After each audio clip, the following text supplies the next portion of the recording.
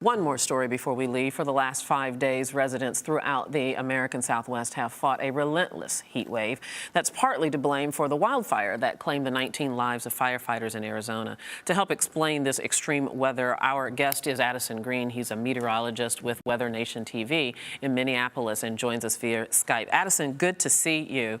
Good to see you too. Talk to me a little bit about the trend this season. We are in wildfire season, but are we seeing more, or are they worse this year?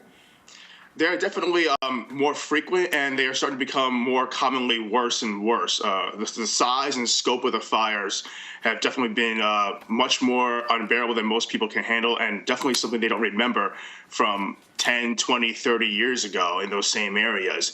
And we've just been seeing more persistent drought-like conditions, more persistent big long-term heat wave events across the West. Well, and Addison, in words that we can all understand that aren't meteorologists, can you sort of set up the weather pattern that has lent itself to these fires?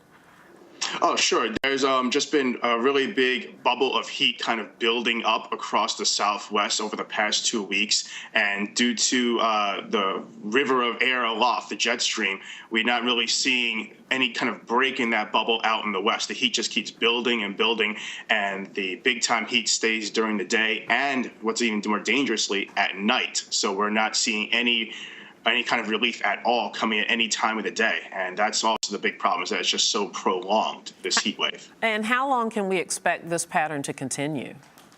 Thankfully, we've reached the peak of it for now with this current heat wave, and we should see things starting to improve slowly over the course of the week. By next weekend, things should be going back to more normal temperatures, but it will be several more days that people will have to deal with triple-breaking heat, if not near record-breaking heat. Those, of course, could be critical days for the firefighters who are fighting all those wildfires. This is a cyclical thing, is it not? Even though that this heat wave might break soon, there's a very good chance another one might start, right?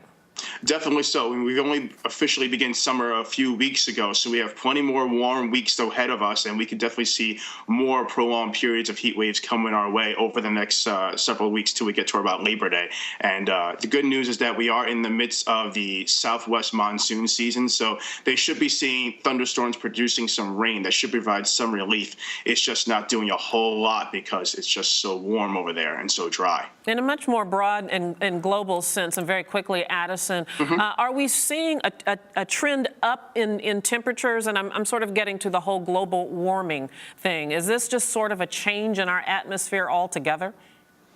We've definitely seen a lot of changes, at least in the recent memory. The past 10, 15 years or so, we've been seeing more extreme temperature swings, more extreme storm events. So we are noticing that weather has become a little bit more active, especially compared to previous years. Is it all linked together? We'll have to wait and see, unfortunately. All right, Addison Green, thank you so much. I appreciate the information. And thank you very much for watching Arise America. We'll have continuing coverage of the killing of Trayvon Martin, the trial of George Zimmerman, as well as updates on South African President Nelson Mandela. Have a great day.